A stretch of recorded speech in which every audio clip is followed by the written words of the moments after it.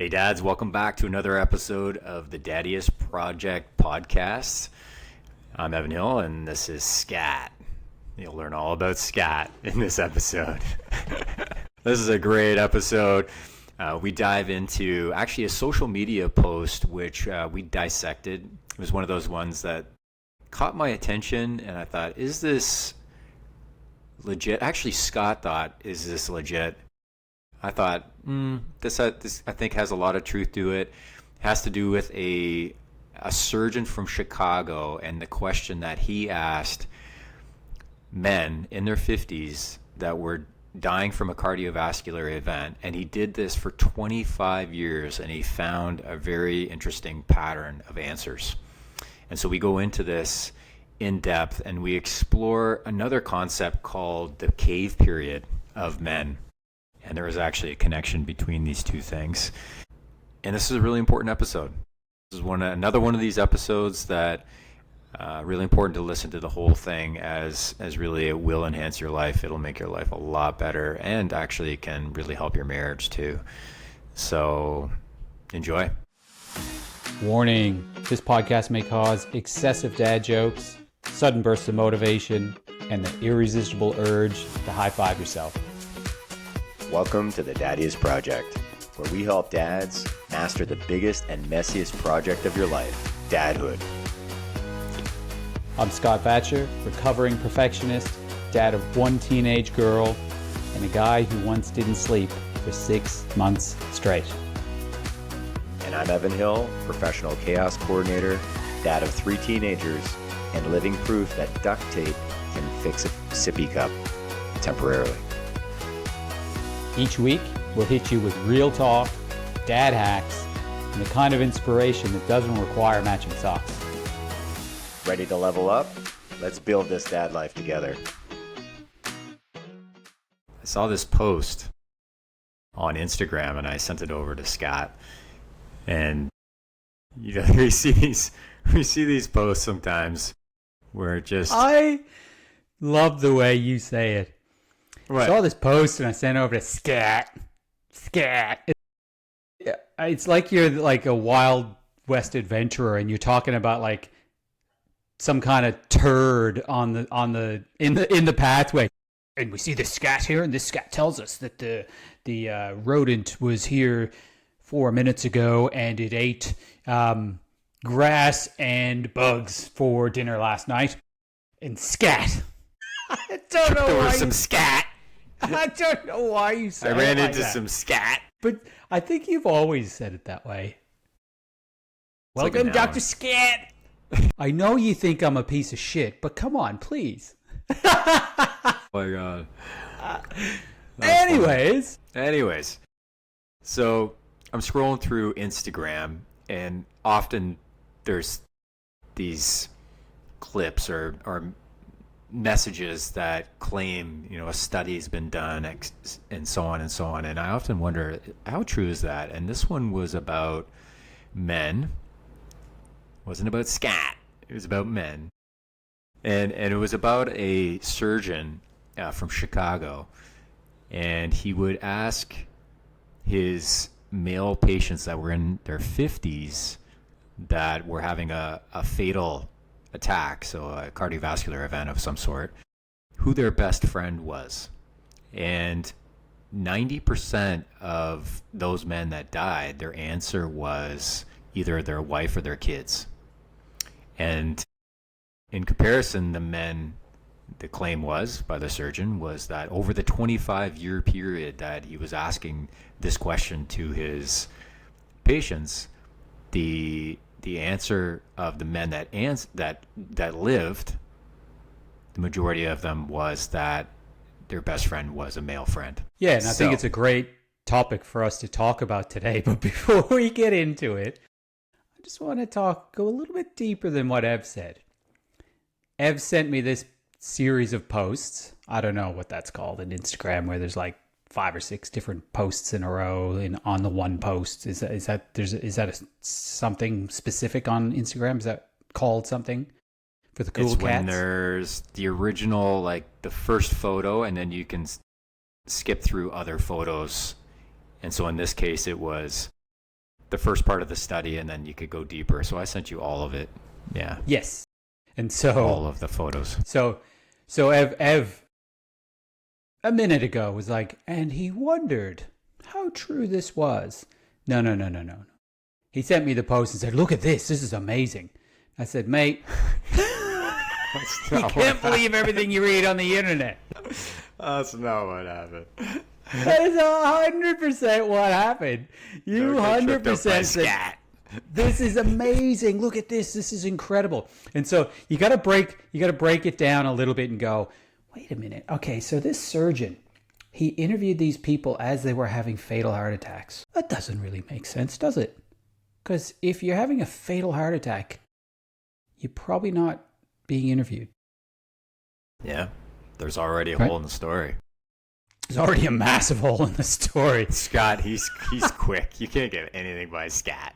You can't get past Scat. No. Scat tells you everything. Scat tells you what they ate, where they're being, how good their bowels are, which tells us all kinds of stuff. So Scotty doesn't believe anything. Well, no, I'm that's kidding. not true. Yeah. That's not true. But with that said, I will look at everything often with a critical eye. a concerned eye, a thoughtful eye, some kind of eye. But I will often, in health talks that I give, talk about the idea of when it comes to heart disease, that one of the most common first symptoms to let you know that you've got heart disease. You know, I ask people that all the time. I say, so if somebody's got heart disease, what's the number one most common symptom that lets you know you have heart disease? And people say, I don't know, chest pain, pain down the arm. I say, nope, dead. Yeah. It's not a great first symptom. It's not a good start. It doesn't give you a lot of warning sometimes. No, it's not subtle. And again, that is a stat that I honestly am uncertain if it's true or not. How true it is. Like what percentage of people that it is their first symptom have heart disease? I don't know. I think a lot of it has to do with a lack of awareness. I think so. I think the body gives signals. Yeah. Yeah. There's probably subtle signs. People aren't picking up on it. But the first like real sign, like something's wrong, yes, I think it can often be the case where they pick up on it that, oh my gosh, like I'm having an event here. Getting back to this study, so yeah, like sidebar. This is going to be a quick podcast. Hold on, you just said getting back to this study. First of all, it was not a study. Yeah, it wasn't a study. Somebody made the whole thing up, but it brings across a great point that we want to talk about. Yes, it does. Actually, there's a few great points that come out of this, and there was the question about what is it that is really helping with heart health. And they did do a study. So this is a real study, a longevity study that was done by Harvard. And it was about health and relationships. And they did find a strong correlation between close relationships and longevity, which makes a lot of sense. And they also found a correlation between, what would be the word, like supportive relationships and connection and heart health. So specifically having connection with people, close connection and support, help people's hearts have better outcomes, which is, I think, very interesting. And it makes a lot of sense, you know, like when people are detached, it's like that broken heart type concept, you know, it's like, is there any truth to that? Well, there is a study showing that, yeah, there's some truth to having connection with people and being close with people versus having distance is important. And then there was, go ahead. Yeah, it's a good point to, you know, I wish I'd thought of it earlier and actually then done some research on this around, like, where does the idea of brokenhearted come from? Yeah. Because in reality, it's not really your heart, is it? You know, it's your, it's, you know, if we want to try to break that down from a physiological, anatomical point of view, it's a brain, right? So your brain is where your emotional control centers are, right? And that's feeling brokenhearted is an emotional control, or an emotional situation. So it really, you should say broken brained. Oh, they're so brain broken. That's interesting though, because like when you fall in love, you don't like you feel it in your body, not in your brain. I know where you feel it, Ev. Jeez, man. Jeez. Scat.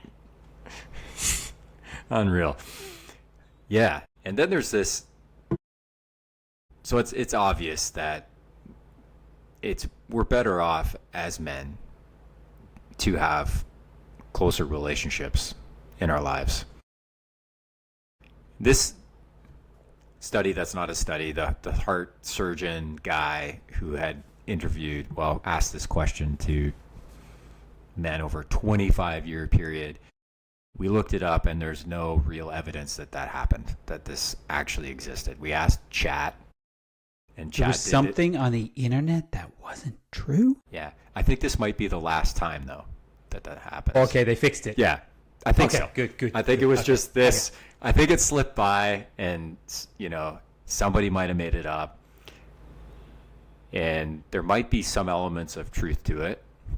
And that's what we're going to dissect here and come up with what is actually going on with men. First of all, like dying at 50 is not really great to begin with. We can do better. It's not ideal. No.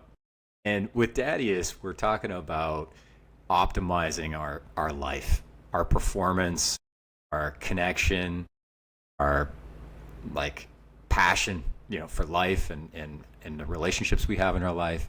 It's really about squeezing the most juice out of life. And dying at 50 is not in that, in my opinion, we're not achieving that if we're dying at 50 of a heart attack. And if social interactions have anything to do with this, the question would be what is happening with men and close relationships? And is there a trend towards men having less close relationships as they go through life? Typically, we have friends in high school and friends through university. If we go to university, that sort of thing, and then what happens after that?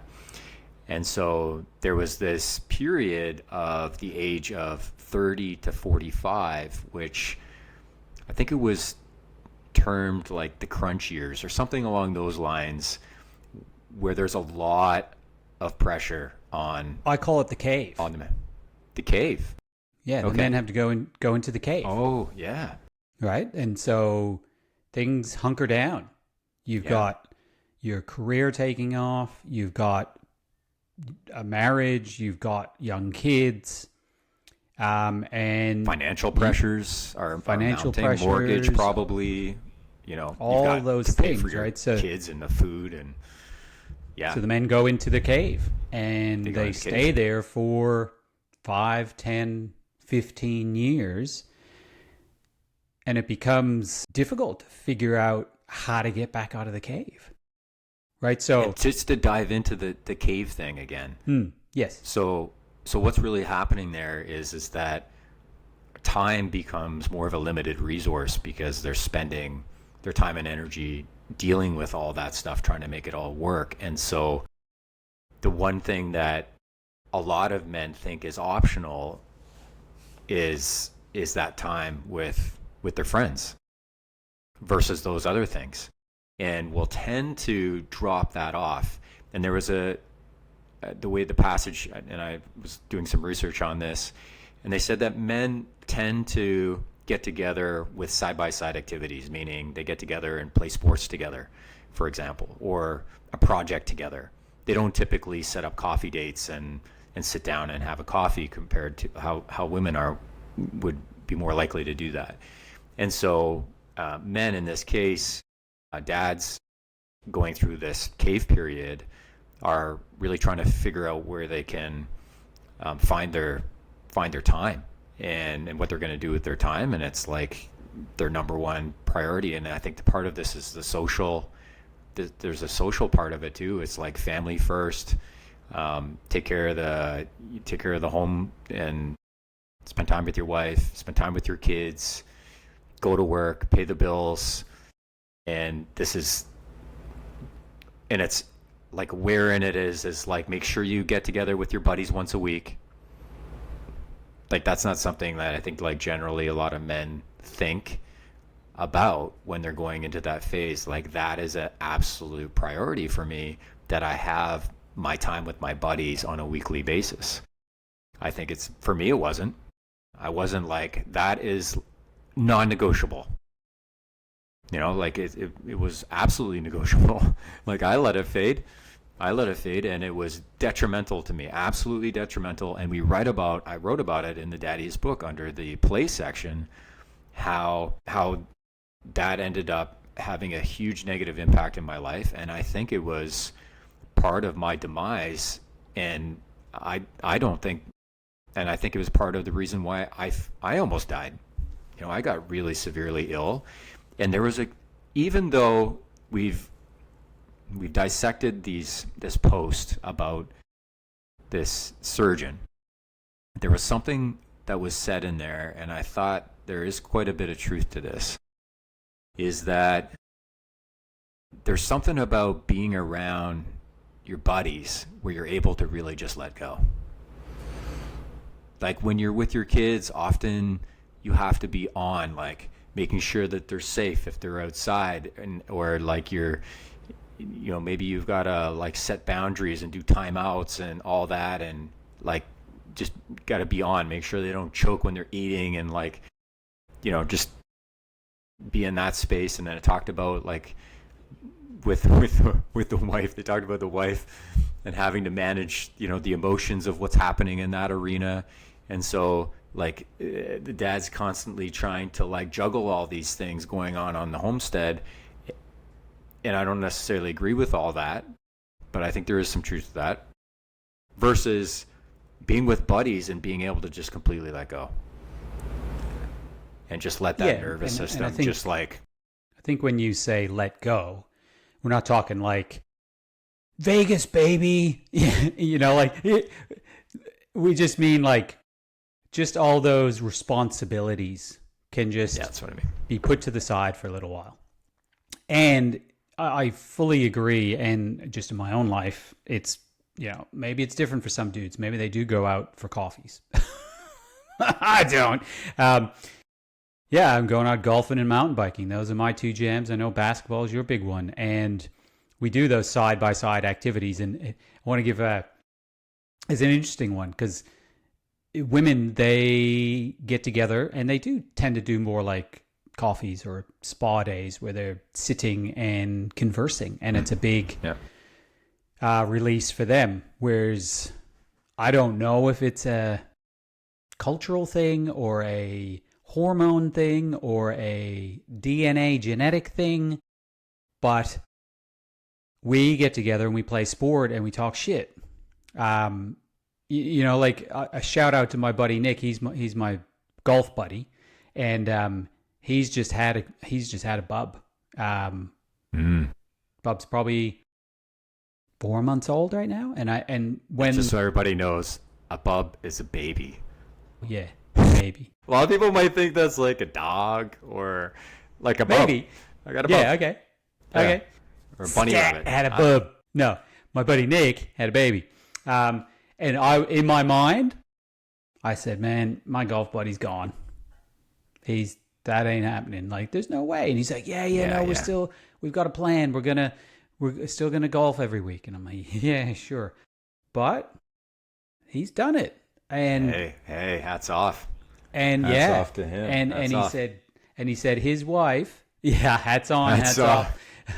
And he said, him and his wife had a massive discussion around it and around the importance of it. So, it is potential. There is potential to make that happen, right? And I think that it's about priority, and making it a priority is key. But back to Nick. He was out golfing with a different mate of his, and I think they get together. They work together and they see each other more often. And so his wife asked, "So, what does Sean's wife do?" Nick's like, "I don't know." How did they meet? I don't know. It literally, whereas women get together and they talk about stuff, right? And they understand. And we're playing golf and we're talking about golf. We're talking about the shot we just made and how shit it was. And, or we're mountain biking. We're talking about where's our next adventure. I don't know if it's a DNA thing or cultural where really we should probably be doing more of that. But I do believe if I didn't have that as a priority in my life, then I would be unhappy. I would. I don't know. Absolutely. I don't know if depressed is. I think that might be too strong, but maybe I don't know. Maybe I would actually be clinically depressed if I didn't take the priority to make that a thing. Well, yeah, I mean, because that would cut out something you enjoy and the connection with buddies. Yeah. Yeah, that'd be a double whammy. And then back to that we were just talking about where those responsibilities just go away. And for that period of time, you're not thinking about those things. Yeah. So we talked about this. Well, I mean, we'll go back to the Daddiest project in the play section. So I gotta do a shout out to my guy Ben that I play basketball with, because he just had it's a baby, scat. And so we had conversations, because I mean, I've known Ben over the last 2-3 years, and we've been doing tournaments away and driving back and forth, and so he was like, I've been on this journey with him in a sense, because he was asking a lot of questions about dadhood and getting ready for it, and like the talks with his wife in kind of figuring out if they could do it, and then he got pregnant, and then it was like, okay, man, I had a real like conversation with him about this, and I took it right from the book, and it was about making sure that the two of you sit down and talk about what you're going to do for play in your life. And when we say play, we mean like not between the two of you, not between you just had a baby, because that's a whole other section in the book. That's another section in the book, so don't confuse it here. Okay? That's under the passion section. Exactly. Or lack of after having a baby. Yeah. The play section is more about like what you're doing with your time with your buddies, specifically, and that it's a conversation that needs to happen where you're talking about what she needs in her life and what you need in your life. That's going to continue, so both of you have play, and because it's absolutely vital. It is not optional, and I think that's the problem that I think a lot of people go into having kids with, when they have kids, don't realize how important that is, and they do let it fall off.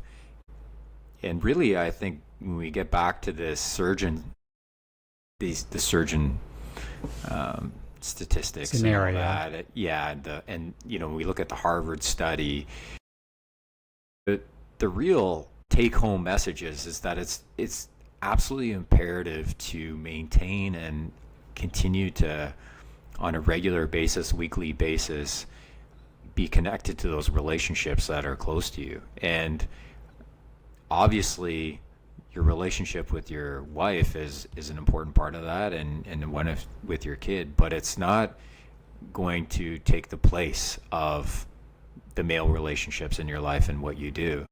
And so hats off to Ben, because he had his baby, and they had to go away for a couple weeks to have the baby, because we're in such a remote place. So they went to a city so they could have the baby. And then he came back, and he was right back into basketball, and he brings the baby to basketball. It's so cool, because he'll be playing, and then some of the dudes on the sideline are like rocking the stroller, and and helping, like if the baby loses the bottle or whatever, help the bottle, And so it's become a community thing where we're all kind of taking care, and getting to know him, the baby, and but the emphasis is on Ben and his mental health and doing something that he absolutely loves and he needs to have in his life. And if he didn't do this, like he would be, it would just, I think it would be such a big problem. It just made me think.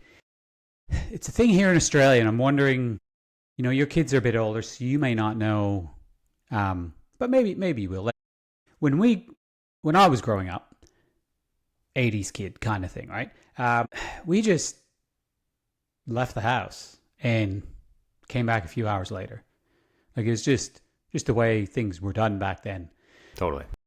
But not so much now. Like, is Playdate a thing for you guys? Does that make sense? Like, when I say a Playdate, it's something that is organized. Like when you have a younger kid, you have to set up with the other parents and you get together and you have a Playdate. Yeah. Okay. Time. Okay. Yeah. I wasn't sure because I grew up in Canada, but it was a different time. But then I came over to Australia and this whole Playdate thing, and it's like, is this an Australian thing or is it just now the new thing? Yeah. You don't just kick your kids out on the street and expect them to come back 4 hours later when they're hungry for dinner. No, Playdate's a thing. Cool. So hopefully the people listening understand Playdate, and that's the new thing. I want you to think, Dad, I'm talking to you. I want you to think about it. You need to schedule a Playdate for yourself every week. Yeah. Just like you schedule one for your kids. And it could be a dual Playdate, just like that. Basketball and bring the kid along, because the other dads, the other men that are there, they probably, most of them, if not all of them, are dads. They get it. And they're just like you. They're like, man, Ben, good on you. 100% we're going to help you out. When you're out playing, don't worry about this kid. We've got it. We've done this before. We won't kill it. It's not that hard. That's right. It won't die. It's okay. Yeah. It's all good. Yeah, I love it. I love his dedication to playing his life and keeping that going. And yeah, so take home here really to wrap is that, I think close relationships and heart health is a thing. And although as men, we aren't typically like talking about emotions when we're getting together and playing sports and building shit, but it does have a huge impact emotionally when we hang out with them. And that's the cool thing, is that you don't really need to be talking about your emotions necessarily and what's going on, like finding out all about their lives. And I've got guys that I've been playing with for 6 months. I have a clue what they do. Like some of them, I don't even know their name yet. Like it's hilarious. Man, I feel better after playing ball, because there's so many elements to like just the game itself and the camaraderie of achieving something together and playing together and battling together and planning stuff and scheming and having success, having failures, and going through all that. And then emotionally I feel reset, and it's fantastic, and I feel lighter. I feel like if I did have a heavy heart afterwards, it's like I don't have a heavy heart anymore, And getting back to what you said about, if I didn't have that in my life, would I be depressed? Like, would I be sad? And I can absolutely say yes, because I just recently really busted up my ankle. Really busted it up. Like, I couldn't even I couldn't even basically touch my toes from that foot onto the floor. There was so much pain and inflammation. I thought I broke it. And it happened on Thursday, and today is Tuesday. So I couldn't play today. Like, it happened on Thursday in the game, and today was the first day back. And I went to ball, not to ball, but just to be there, just to go see the guys and have that little bit of connection. And there was some sadness, because it was like, damn, this is a big part of my life. This is a big part of my life, having this in here. And this dovetails into the importance of taking care of ourselves and performance in life. and how taking care of our health absolutely is important for so many reasons. But being able to do what we want to do, that we enjoy, is a big part of that. And and so, yeah, I think, if anything, I just want to emphasize that when you're in that cave period that Scott alluded to, that age 30 to 45, where it can be a grind, a lot of things, a lot of responsibilities, pushing to make that career happen, mortgage payments, financial responsibilities, the kids, you've got your wife, everything else going on at the same time. Don't let your time with friends fade. Have that conversation with your wife and prioritize it for both of you. Figure out what she needs, figure out what you need, and plan it out. Like Scott said, set up a play date for yourself on a weekly basis. Make it happen. Any final thoughts, Scott? Well, yeah, you kind of said them all. Not really, but no, I know I didn't. You summarized it. You summarized it fairly well. I was like, I got this great point to make at the end. Oh, he kind of said that. Not as good as I would have, but he did say it. Well, if you can say anything better than me, go for it. Oh, you're taking that as a competition. That's not. No. So do you remember we did a podcast a while ago on nutrition versus movement? The debate I won? Yeah. Well, I think what we just did was prove that I won that debate with what we just said and how important things are. Once there's a baseline nutrition, if you can't do the things you want to do, which without movement you can't, just like you said, you busted your ankle. You can't do it. Now you went and that was fantastic. So that was a side step, which is great. Thinking outside the box. Good job.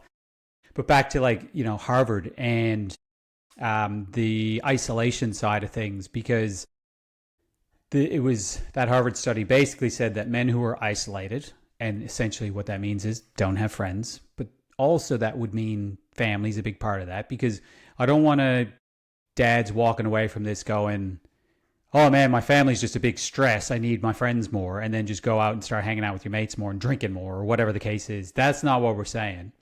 No. One, you need to have that conversation with your family and just let them know how important this is and how much of a priority it is, and figure it out. And inside the book, we do talk about having that conversation both ways. And so making sure that your partner or wife has the same outlet that you do. And weekly is just what we're talking about. Of course, that's going to be different in different people's lives. For some people, it might be 2 or 3 times a week. For others, it might be once a month. But if it's scheduled, it's something to look forward to. So even if at this stage in your life, you're like, man, a week, that is just not going to happen. Schedule it monthly. Now, I'm not going to say do not go further than monthly. That's too far. But if you have something scheduled in where you just had it yesterday, in 29 days, you get to do that again, just that alone mentally lifts the load to know that you're going to do something. All right. So don't get hung up on the nitty gritty of, it needs to be weekly. So if it's not weekly, I can't do it. Something planned with your mates. And what Ev was talking about, the idea is that you don't need to be talking about your emotions. Now, I'm going to sort of go a little bit further in that and say that's probably not true. But a sports situation like Ev, for example, where he's with a bunch of basketball mates, probably not the best time. But through that, you're going to make closer connections with some of those dudes. And those are the dudes you can open up to. And I find, for myself, I just realized something, that writing it down for me is huge. I find that saying the words of trying to get emotions across is more difficult for me. But if I write it down, even in like a text, dramatically different for me. I can really, it opens up then the real conversation. But if I start it with writing it down, and that to me, I found in my relationships, like say with something at work, that was a confrontational thing, or something at home that needs to be confronted or spoken about. Starting it out, writing it down. Now, for me, it is a text or a email, but you could potentially even just write it down yourself on a piece of paper. or write it and not even send it. That's a possibility too. Because back to that Harvard study again, it showed the isolation side of things was bad for heart health. But look at our mental health epidemic that's happening right now. I reckon mental health, if you were to add it all up, because I believe cancer and heart disease are talked about as the top 2 killers. But in men, in the cave era, and Ev said 30 to 45, I reckon it's maybe basically having baby to baby being 18 years old, right? So you could be 20 and be in that cave. You could be 50 and be in that cave. But it's that time period where the hunker down happens. And so that's going to be slightly different for everybody. But the isolation that happens and the mental health epidemic, and from 2 episodes ago, go back and check that out. We had a, what was his name? You mispronounced it. What was his name? The suicide episode that we did recently. Yeah. Anyways, that guy. Shout out. It was a great episode. It was a great episode. Really diving into that mental health and making sure that we do have that time for ourselves. Because if we don't, that mental health suffers, and then that's a slippery slope. And for men in the cave ages, I would say suicide may be the top killer right now. Yeah, and it doesn't need to be that way. It's a big problem. It's a big problem for dads. No. Absolutely. Cool. I like it. Playdate. Book the Playdate. Book the play. Action step. Book the Playdate. When do you have your next Playdate booked? That's right. If not, make it happen. Absolutely. Like your life depends on it. Because it does. Oh, hey, the Olympics are on now. Hey, the Winter Olympics. Yeah. Canada sucks asshole right now. Anything. My God. Yeah, Australia. We're not just talking about the Olympics. No, in everything. No, but sorry, Canada. Sorry, Canada. Anyways, but Australia is beating Canada in the medals. Yeah. It's not surprising. In the Winter Olympics. Like, do you guys fathom that? That is. I'm not surprised. Gastronomical. I'm not at all defending Canada whatsoever. I'm just not surprised. Me too. I was surprised, and then I wasn't. But Olympic sprinters, now sprinting's not in the Winter Olympics. But what do Olympic sprinters eat before a race? Speed. Nothing. They fast. Oh, good. And why couldn't the bicycle stand up by itself? Because it's got 2 wheels. Close. Really? Because it's too tired. Good So one. technically you were right on that answer, but it made no sense. Yeah, it wasn't at all funny. No. Yours Too tired. Too tired is good. Yeah, I like that. Yeah. I might use that one tonight on my 19-year-old, 18-year-old kids. They'll really appreciate that. They'll really appreciate that. Yeah. It's definitely a how big is the eye roll?